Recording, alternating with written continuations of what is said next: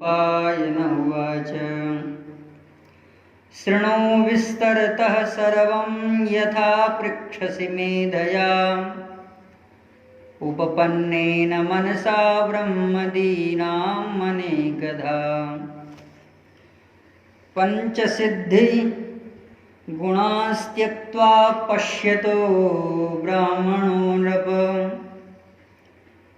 योग युक्तेन मनसा पंचेन्द्रियनिवासिनः।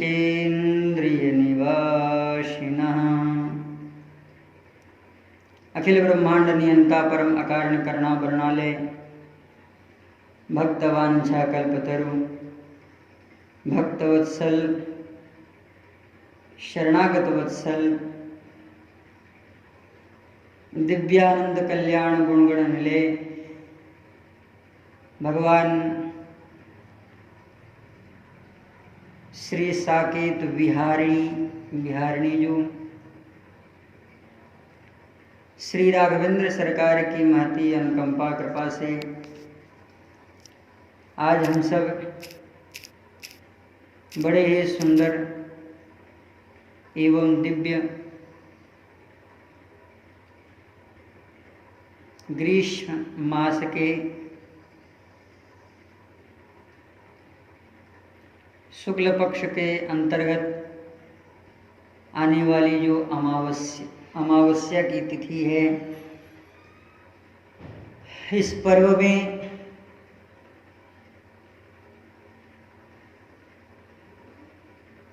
भगवान जगत साक्षी श्री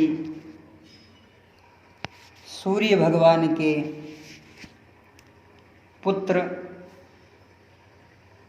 शनिदेव के आविर्भाव का स्वरूप दर्शन करते हैं।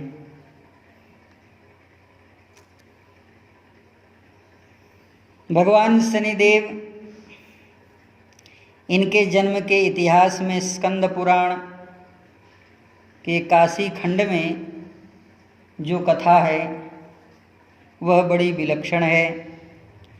राजा दक्ष की कन्या संज्ञा के साथ भगवान सूर्य का विवाह हुआ। भगवान सूर्य का जो तेज है वह अत्यधिक था, इसलिए संज्ञा देवी को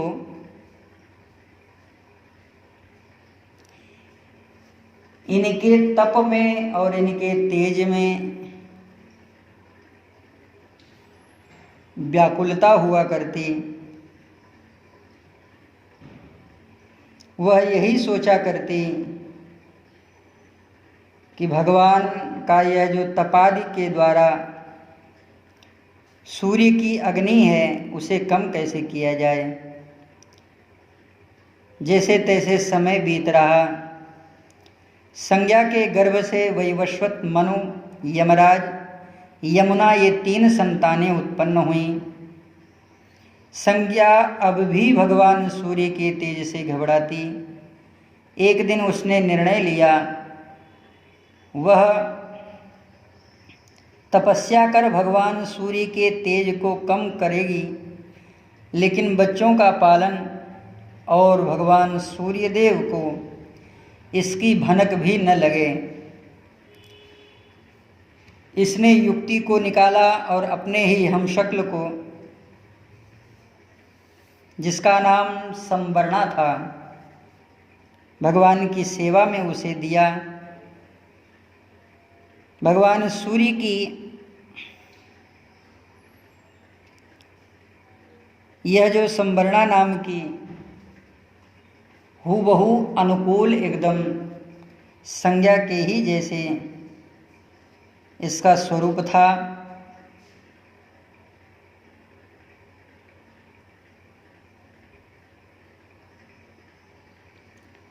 उन्हें सेवा में नियुक्त करने के बाद यह अपने पिता के पास जब पहुंची तो इसके पिता ने अनेक प्रकार से फटकार लगाई कि तुमने ये क्या किया। अंत में भगवान अपने पत्नी को न प्राप्त करके अश्व का रूप धारण करते हैं।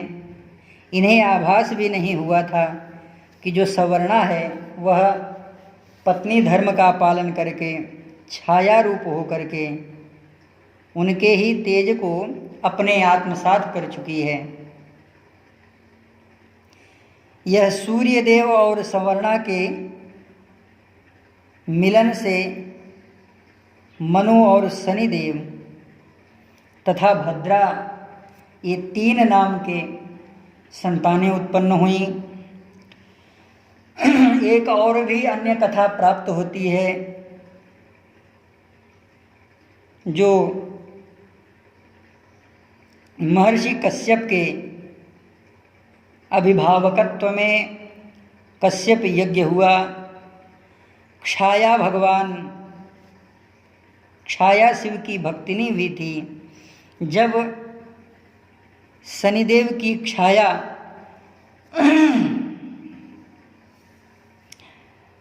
छाया के गर्भ से शनिदेव का प्रादुर्भाव हुआ, तब उसने कठोर तपस्या की और खाने पीने की तथा भूख प्यास धूप गर्मी सहन करने के कारण उसका प्रभाव उसके पल रहे संतान पर हुआ, जिससे शनिदेव का जो वर्ण हुआ वह एकदम काला और श्याम वर्ण का हुआ। इस रंग को देख करके सूर्य देव अपनी उस छाया जो संवर्णा नाम की पत्नी थी उससे पूछा कि क्या यह मेरा पुत्र नहीं है?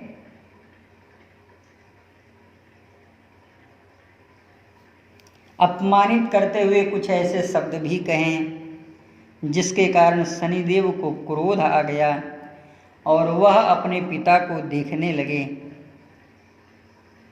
भगवान सूर्य देव बिल्कुल काले हो गए, उनके अश्वों की चाल रुक गई। बाद में भगवान शिव की कृपा से भगवान सूर्य को अपनी गलती का एहसास हुआ।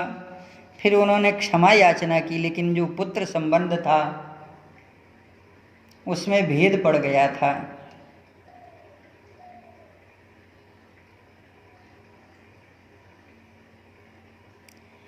शनिदेव की जो आंखें हैं वह तीव्र नहीं है, तीक्ष्ण नहीं है, अपितु एक बार के सत्र में हम लोगों ने दर्शन यह किया था जो ब्रह्म पुराण की कथा स्पष्ट रूप से वर्णन है कि शनिदेव भगवान श्री कृष्ण के अनन्य प्रियतम भक्त थे। जब शनिदेव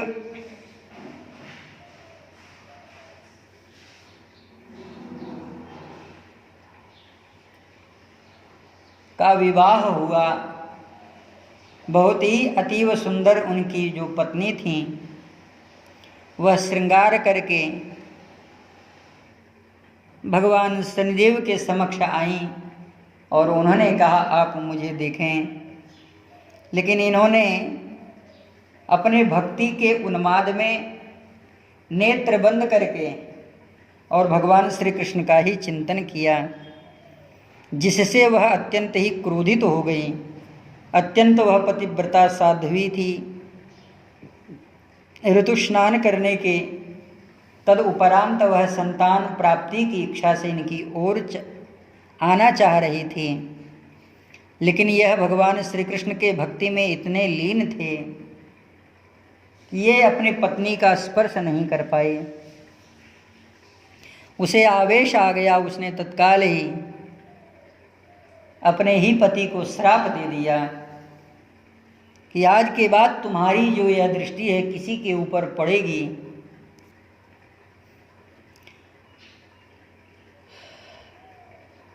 तो वह अत्यंत क्रूर दृष्टि पड़ने के कारण क्षत विक्षत हो जाएगा। इससे भी भगवान शनि का जो मस्तक है वह सदैव नम्र रहता है। यह भगवान श्री कृष्ण के सदैव चिंतन में लगे रहते हैं। भगवत भक्त का कभी यह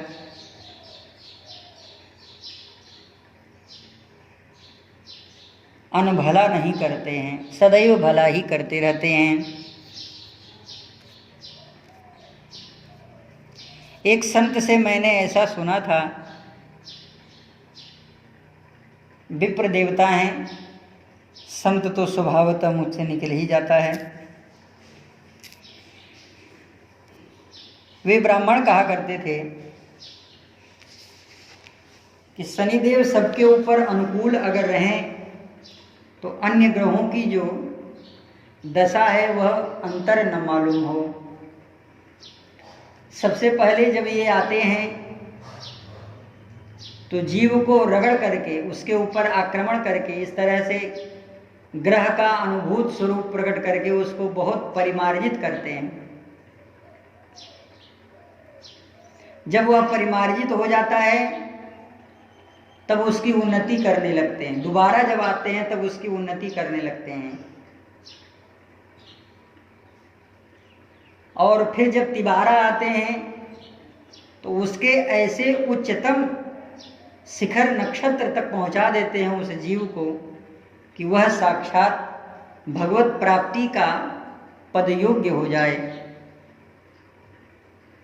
इसलिए जो ढैया है, साढ़े साती है, इत्यादि इत्यादि रूपों में जो शनिदेव का कोप होता है ग्रह राशियों पर, और खास करके यह कुंभ राशि के ही देवता हैं, ऐसा वे ब्राह्मण देवता कभी सत्संग में सुनाया करते थे।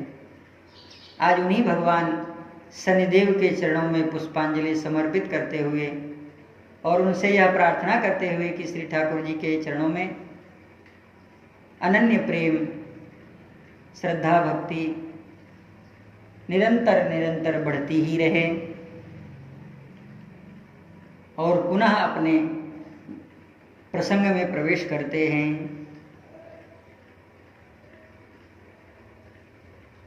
गत सत्र में बड़े मंगलमय स्वरूप दिव्य ज्ञान योग और कर्म योग तथा योग के स्वरूपों का विशिष्ट वर्णन महर्षि वैशंपायन कर रहे हैं। जिस योग का आश्रय लेने के बाद जो जीव है वह वैष्णव या परम पद को प्राप्त करता है, वह अत्यंत विलक्षण है। गक्षन्ते परमं ब्रह्म निर्विकारेण चेतसा अपुनर्भाव भावज्ञो निर्ममो भव बंधनात्। मोक्ष स्वरूप को जानने वाला वह ममता से रहित हो जाता है। माया छाया एक सी बिरला जाने कोय। यह जो माया है और छाया है, माया का स्वरूप है जीव को ढक लेना और छाया का स्वरूप है भ्रम का स्वरूप प्रकट कर देना।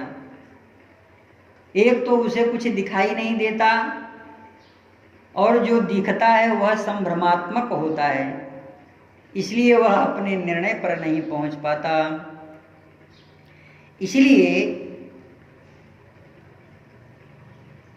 जो सनातन ब्रह्म है वह अक्षर स्वरूप है और शास्त्रों में निष्काम कर्म योग के रूप में और ज्ञान योग के द्वारा ही साक्षात्कार स्वरूप प्राप्त किया जाता है।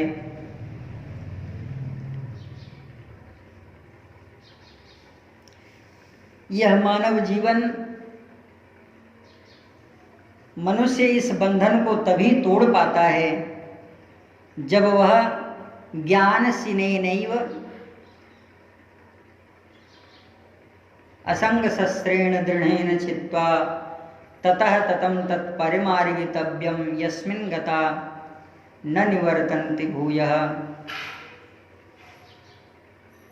उस परमात्मा को प्राप्त कर लेता है कि जब तक जिसे प्राप्त करने के बाद पुनः और कोई भी वस्तु प्राप्त करने योग्य नहीं रह जाती।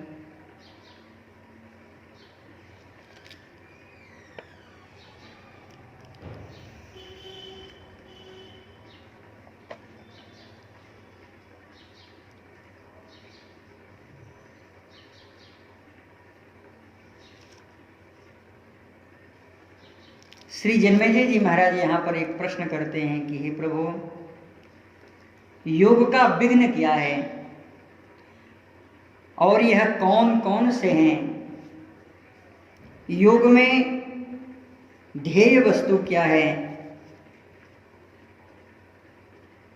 और यह किस तरह के योग साधना में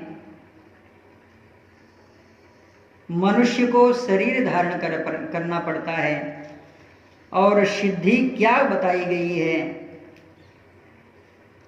हे प्रभु, और योग के कौन कौन से गुण हैं, यह सब मैं जानना चाहता हूं।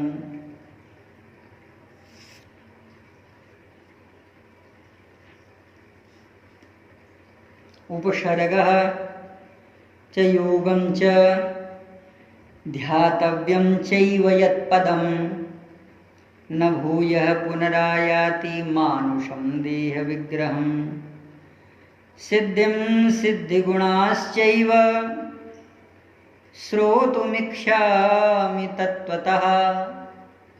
हे प्रभु, इसे मैं तत्व रूप जानना चाहता हूँ। तत्वतः यह क्या है?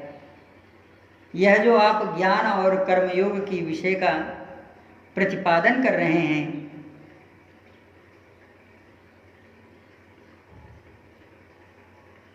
इनमें विघ्न कौन कौन से उपस्थित होते हैं? महर्षि वैशंपायन कहते हैं, राजन, ब्राह्मणाश्चिन्तयानस्य ब्रह्म यज्ञं सनातनं बहुरूपमनैश्वर्यात् प्रवर्तते निरोधनम। हे राजन, ब्रह्मा आदि योगियों को भी अनेक बार जिसका सामना करना पड़ता है, योग के उन विघ्न तथा स्वरूप आदि के विषय में जिस तरह से तुमने पूछा है, अब सावधान होकर के, बुद्धि युक्त होकर के इसका विस्तार पूर्वक श्रवण करो। यह जो दूर श्रवण आदि सिद्धियां हैं, जो 5 रूपों में बताई गई हैं, अणिमा, महिमा, गरिमा, लघिमा, प्राप्ति, प्राकाम्य, ईशित्व, वशित्व, यह जो सिद्धियां हैं, यह जो ब्रह्मदर्शी ब्राह्मण योग युक्त होकर के सनातन ब्रह्मस्वरूप यज्ञ का चिंतन करने लगता है, तब वैराग्य के प्रबल अभाव में यह ही विघ्न के रूपों में प्रकट होने लगता है।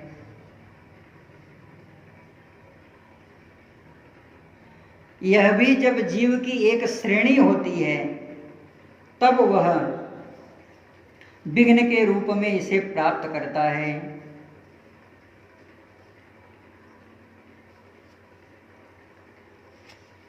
जब ते जीव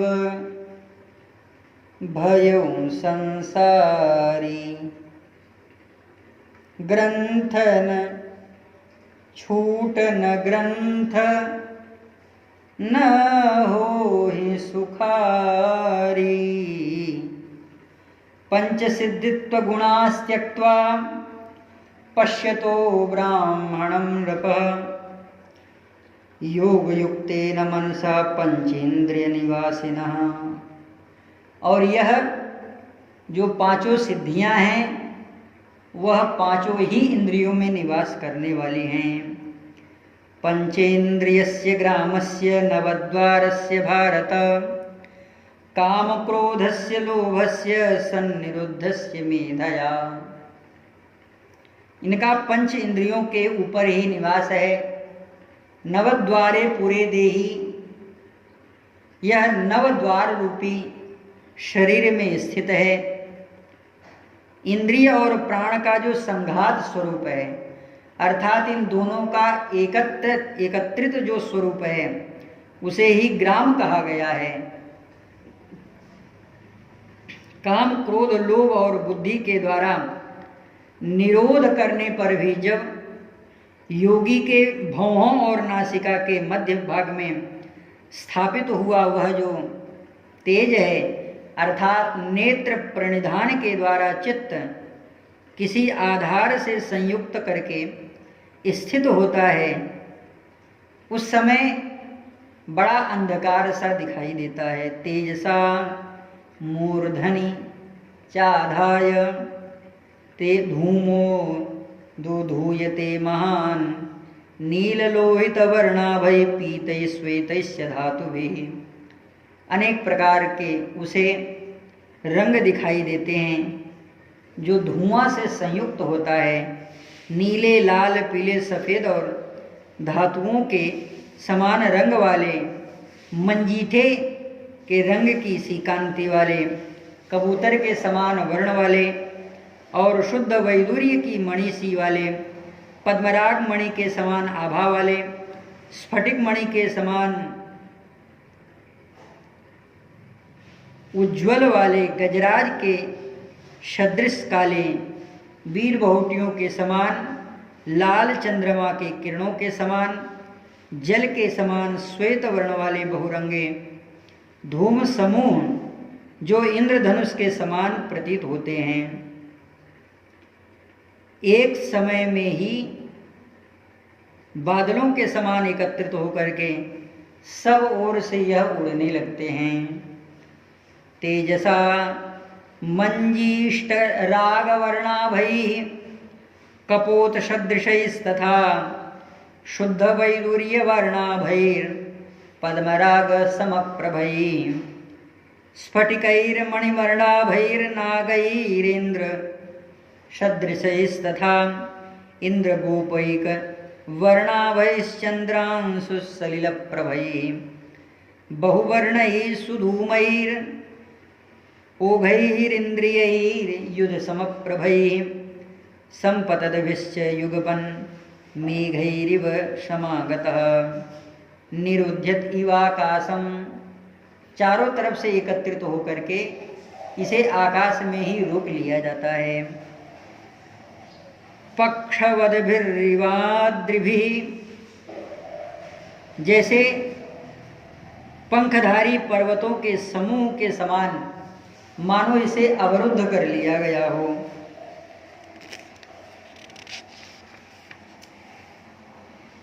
तदनंतर यह जो धुआं के समान वर्ण वाले समुदाय के द्वारा जल धारण करने वाले मेघ के रूप में परिणत हो जाता है, जल की धाराएं बरसाने लगता है और यह वसुधा तल में यानी योगी की शरीर में विलीन होकर के यह उसी में समा जाता है। ते धूम वर्णा संघाता घना सलिल धारिणः निर्वेमोश्चैव तोयैघान विवशुर वसुधा तले मूर्ध्नि चैव महाग्निर्मनसो धूयते प्रभु युक्तः परमयोगेन शतसोर्चि अभिराव्रतः।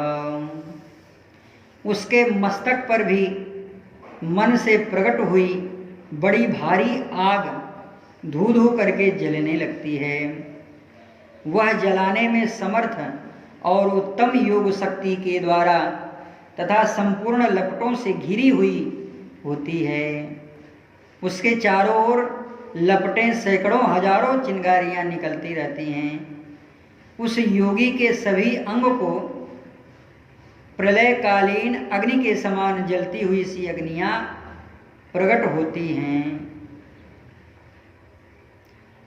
तस्याश्चेरिर्विस्फुलिङ्गानां सहस्राणि शतानि च विसस्रुर्सर्वगात्रेभ्यो ज्वलन्निव युगाग्नयः यावत्यो वर्षधारास्तु तावत्योर्चो नलस्य च समेयुर्वारिधाराभिर्विपुले वसुधातले। फिर वह योगी जल और अग्नि के वर्ण श्वेत लोहित रंग से संयुक्त हुआ। चित्त में जब सत्व की वृद्धि होती है तब वह उसमें रूप रहित वायु रूप आकाश प्रकट होता है। वह दिव्य एवं अनादि गुणों के द्वारा शब्द तन्मात्रा आदि के द्वारा उत्पन्न हुई विशाल वायु जो स्थूल वायु से भिन्न होती है, बहने लगती है, वह सूक्ष्म प्राण सूत्रात्मा को प्रकाशित करने वाला होता है।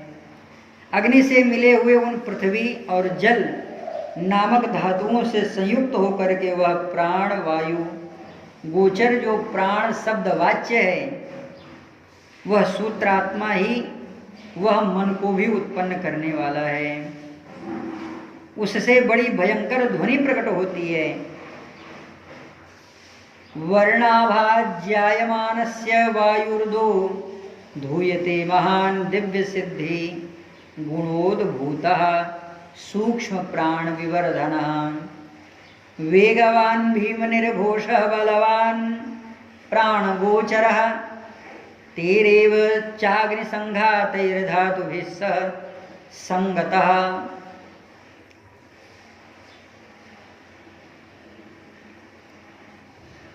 वह जो प्राण है वह अत्यंत वेग वाला होकर के सूत्रात्मा बड़ा बलवान कहा जाता है, क्योंकि वह मन को भी उत्पन्न करने वाला है। उससे बड़ी भयंकर ध्वनि उत्पन्न होती है, क्योंकि वह स्थूल आकाश को भी उत्पन्न करने वाला अत्यंत बलवान है, क्योंकि उसमें ब्रह्मांड का भेदन करने का भी सामर्थ्य होता है।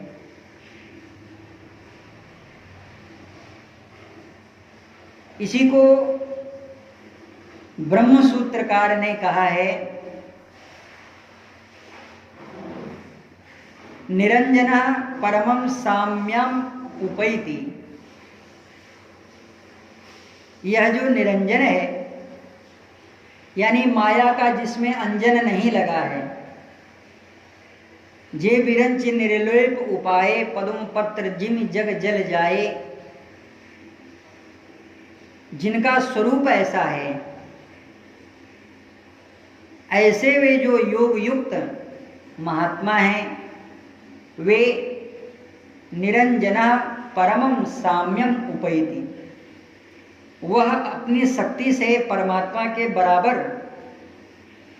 सामर्थ्य वाला हो जाता है, शक्ति युक्त हो जाता है। लेकिन आगे के स्वरूप में कहा कि जगत व्यापार वर्जः, संसार के साथ में व्यवहार करने का वह उसमें सामर्थ्य नहीं रहता है, इसलिए वह अंशी तद्भूत अंश आत्मा से विलग है।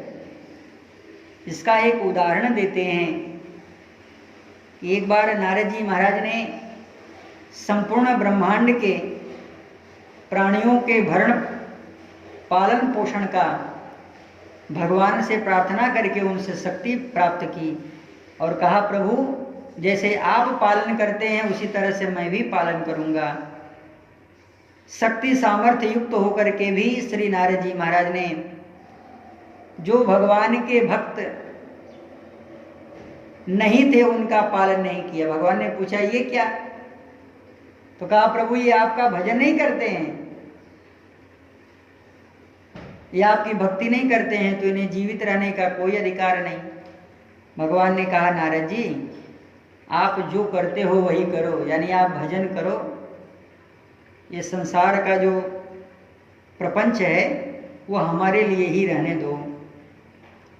तो निरंजना परमं साम्यम उपैति किंतु जगत व्यापार वर्जः। संसार का जो व्यापार है, व्यापार तंत्र है, संसार का जो बाह्याभ्यंतर तंत्र है, वह उससे अलग है। समवायत्वमापन्नो, इसी स्वरूप का प्रतिपादन करें। बीजभूता महीपते संघातम ब्रह्म वेगेन धावतो गमिता नृप।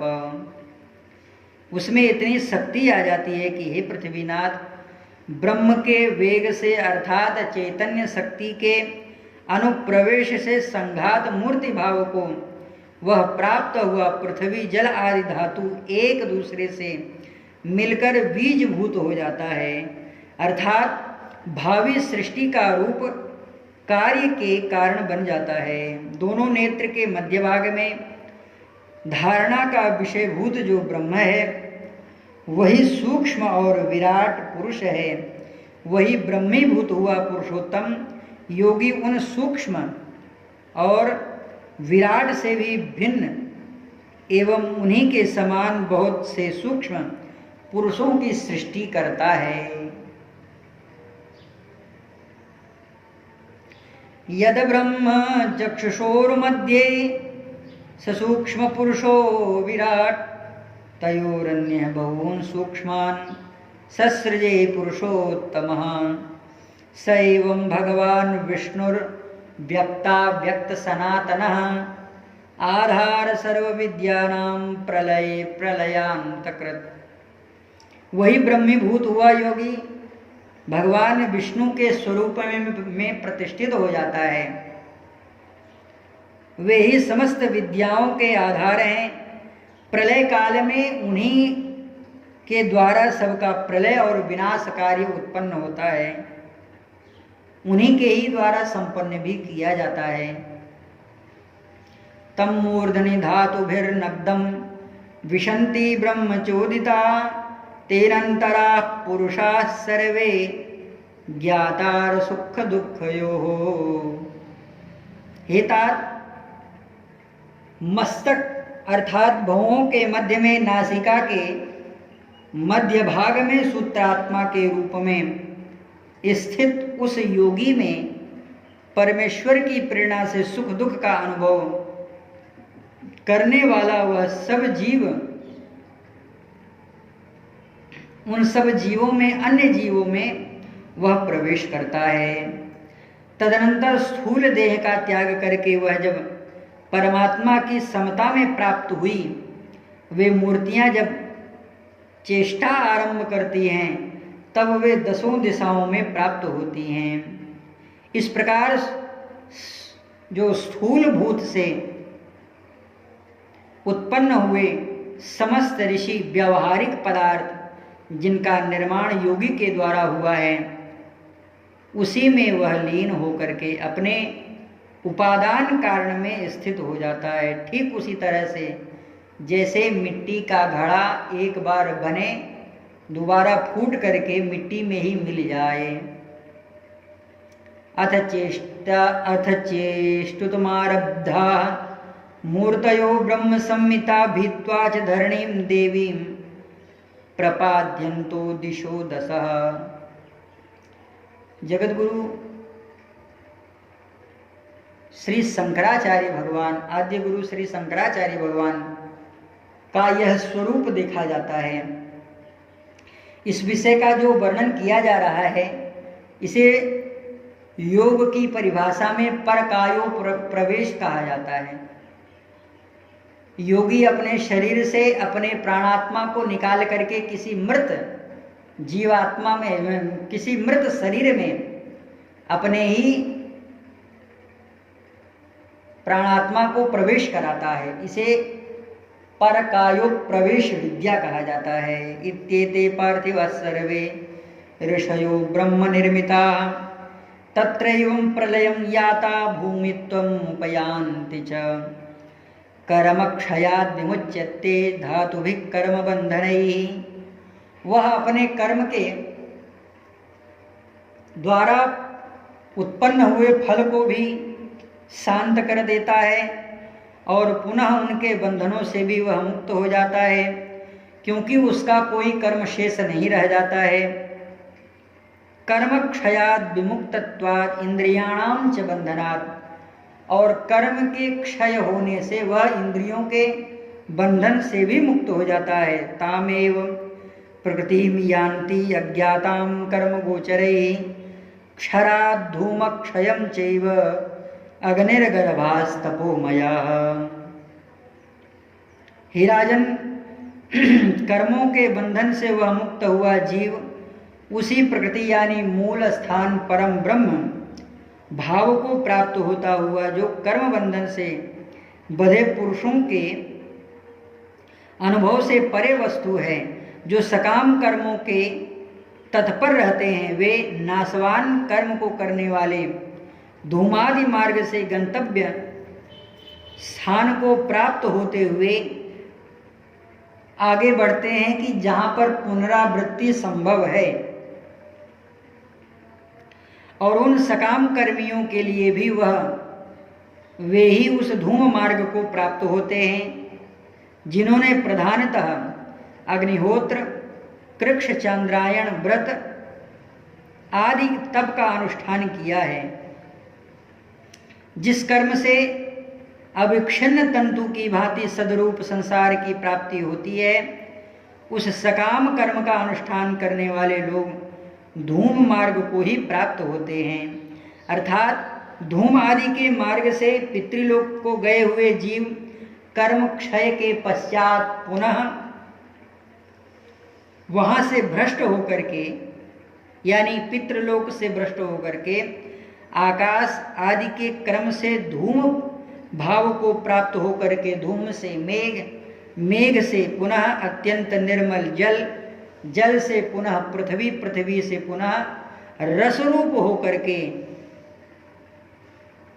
फिर फल संयुक्त होते हैं, यानी किसी फल में प्रवेश करते हैं। महाराज, इसकी बड़ी लंबी प्रक्रिया है।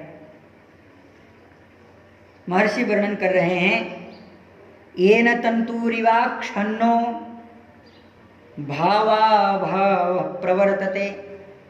इसको इस तरह से जाना जाए, धूमात् भ्रष्टास्तु संभूता अभ्रातोयम सुनिर्मलम। जैसे एक गाय हो, गोस्वामी जी महाराज ने जो ज्ञान दीपक का वर्णन किया है, ठीक उसी तरह से कि गाय हो, गाय को तृण खिलाया जाए जिससे उसका दूध बन सके, फिर दूध को उसे पात्र में उतारा जाए, पात्र से फिर उसे ईंधन आदि के संयोग से उसको उबाला जाए दूध को, फिर उसमें जावन दिया जाए, जावन देने के बाद में फिर उसे मथा जाए, फिर उसका नवनीत प्राप्त हो, फिर उस नवनीत से अग्नि आदि के संयोग से उसे पुनः घृत के रूप में परिवर्तित किया जाए। और जब यह निर्मल शुद्ध परिवर्तित घृत के रूप को प्राप्त हो, तब उसके द्वारा ज्ञान दीपक की वह ज्योति जलाई जाए। जगति जलात् संभूता। अब इतने पूरे ज्ञान दीप के रस को यहाँ पर वर्णन कर रहे हैं। जगति जलात् संभूता जगत्येवं च यत् फलम फलाद रसस्तु संजज्ञे रसात् प्राणस्तु देहिनाम। रस के द्वारा, यानी रस तब बने जब वह मनुष्य के शरीर में प्रवेश कर जाए। रसस्य तन्मयो यज्ञे। अब रस के द्वारा वह रक्त बने। यत्तद ब्रह्म सनातनम प्रधानम ब्रह्म चेद्दिष्टम बहुभिः कारणान्तरैः ब्राह्मणस्तपसैः श्रान्ते सत्यव्रत परायणः। रस के बाद वह रेत बने, यानी रक्त से अस्थि, अस्थि मांस मज्जा से परिवर्तित होता हुआ फिर वह रज बने।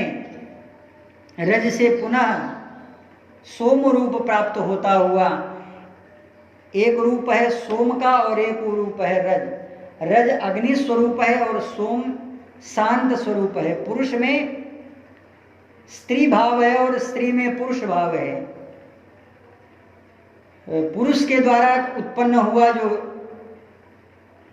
सोम स्वरूप वीर्य है, वह स्त्री रूप रज में, यानी अग्नि रूप सोम और अग्नि का जो संघात हो उसमें जब वह प्रवेश करे तब कहीं जाकर के जीव अपने स्वरूप को प्राप्त होता है। यानी एक दो स्वरूपों से वह प्राण युक्त बनता है। इस तरह से वही चैतन्य है जो तपस्या में संलग्न रहे और कष्ट को सहन करे, सत्यव्रत परायण होकर के। ब्राह्मणों ने अनेक कारण और युक्तियों के द्वारा केवल एक ही ब्रह्म प्राप्त को मार्ग कहा है। ब्रह्म द्वारा ही देहादि में चैतन्य भाव आ पाता है। यानी यहाँ पर भी परमात्मा की बहुत आवश्यकता है। प्रधानम ब्रह्म चेष्टे चोद्दिष्टम बहुविकारणांतरैः ब्राह्मण तपसि श्रांत सत्यव्रत परायण अव्यक्ताद्व्यक्तमापन्नं स्वेन भावेन भासतः अंतस्थः सर्वभूता भूतेषु चरन्तं विद्यया सह। राजन, वह ब्रह्म अपने सतरूप से ही अव्यक्ता व्यक्त भाव को प्राप्त होता है और वही समस्त प्राणियों के भीतर अंतर्यामी स्वरूप से विद्यमान है और वह विद्या द्वारा ही प्रकाशित होता है, ऐसा जानना चाहिए। प्रश्न उठता है कि अविद्या के द्वारा क्यों वह न प्रकाशित हो। विद्या समस्ता सकला परस्तु। महर्षि मार्कंडेय भगवती की प्रार्थना करते हुए कहते हैं कि हे माता, आप विद्या भी हो और अविद्या भी हो। हे माता, हमें आपके द्वारा जो परा प्रकृति है वह उसी की ही प्राप्ति हो, अर्थात हम आपके पुत्र हैं और पुत्रत्व जो वात्सल्य स्नेह है वह हमें प्राप्त हो। अव्यक्ताद् व्यक्तिमापन्नः स्वेन भावेन भारत कर्म करते राजेन्द्र विषयमस्थमनेकधा। हे राजेंद्र, कर्म यानी दृश्य होने वाला, कर्ता यानी साभास अहंकार, यानी कर रहा है दूसरा कोई लेकिन उसका अहंकार आरोपित करता है अपने आप को। अहंकार विमूढ़ात्मा कर्ताहम इति मन्यते नोपलभ्ये चक्षुर्भ्याम तपसा दग्ध किल विषय। इन दोनों विषय कोटि में रूपों में से जो भासमान है इसे माया नगरी कहा गया है। वास्तव में नेत्रों द्वारा उपलब्ध यह नहीं होता, तपस्या द्वारा ही जिनके पाप दग्ध किए गए हैं ऐसे उन ब्रह्मवादी ज्ञानी पुरुषों को भी वास्तविक स्वरूपों की उपलब्धि होती है।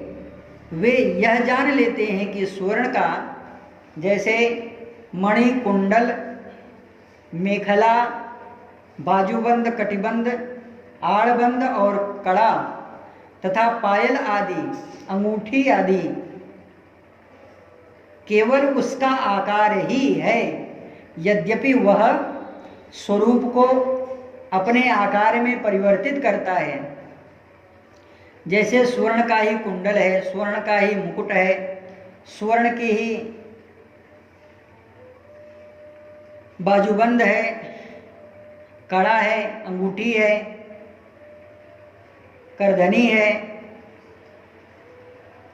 और पायल है, यद्यपि वह आकारित स्वर्ण ही है लेकिन उसे मूल स्वर्ण नहीं कहा जाएगा। उपलब्ध्यते चक्षुर्भिर ज्ञानिभिर्ब्रह्मवादिभिः निःसृतभ्रवोर्मध्ये मेघयुक्तम् इमान् सुमान्। जैसे मेघों से आवरण से मुक्त हुआ सूर्य प्रकाशित होता है, ठीक उसी तरह से नेत्रों को भौहों के मध्य में उस भाग को संयोजित करके ध्यान लगा करके वह ब्रह्म वहाँ पर आविर्भूत हुआ दिखाई देता है। प्रादुर्भावं क्षयं चैव भूतस्य निधनं तथा विदत्ते शतसो ब्रह्मा संक्षये च भवेत् तदा। वह ब्रह्म तत्व पुरुष सृष्टि और संहार के समय सैकड़ों स्वरूप धारण कर लेता है और प्राणियों की उत्पत्ति का, उन्हें ऐश्वर्य प्रदान तथा संहार करने का वह कार्य करता है। योगवेत्ता पुरुष प्राणियों को योगादि कर्म का भी फल सुख वितरण करता है, इसमें किसी भी प्रकार का संदेह नहीं है। वह धर्म का पोषण और जगत की रक्षा का काम करता है। ऐसा तात्पर्य है कि यह उसी ब्रह्मीभूत योगी का प्रीति के लिए ही यह धर्म किया जाता है। वह प्रसन्न होकर के इस जगत की रक्षा करता है। यदंडे तदपिंडे, इसे आचार्यों ने प्रतिष्ठित किया है। जो इस शरीर में है वही इस ब्रह्मांड में है, और जो ब्रह्मांड में है वही इस शरीर में प्राप्त है। कर्मणः कर्मयोगेभ्यो भूतेभ्यो नात्र संशयः अविनाशाय लोकस्य धर्मस्याप्यायनेन च युगं 12,000 सहस्रयुग संहितम् एतद् ब्रह्मयुगं नाम युगानां परमं प्रथमं युगं सहस्रयुगयोरन्ते संहार प्रलयान्तकृत् सूक्ष्मं भवति लोकानां निर्विकारं अचेतनम्। हे राजन, 1,000 युगों का अंत ब्रह्मा का एक दिन है और उसी की समाप्ति ही संहार अर्थात उनकी रात्रि है। कल्प का जो अंत होता है वह ही उस सहस्र युग के अंतिम में उनकी रात्रि का अवसान है। जो प्रलय का अंत है वह कल्प का आरंभ है, और जो संहार काल में लोगों का स्वरूप सूक्ष्म निर्विकार एवं अचेतन होता है वह ही कारणभूत सत्वादि गुणों से निर्मित हुआ यह जगत प्रलय को प्राप्त होता है, और सूक्ष्म रूप में वह ब्रह्म में ही स्थित हो जाता है। तथा प्रलयमापन्नं जगतः सर्व सनातनं ब्रह्म संपद्यते सूक्ष्मं निर्वितं कारणैर्गुणैः। जय जय श्री महाभारते खिलभागे हरिवंशे भविष्य पर्वणि पौष्करे 18 श्री सीतारामचंद्र भगवान की जय। श्री हनुमान जी महाराज।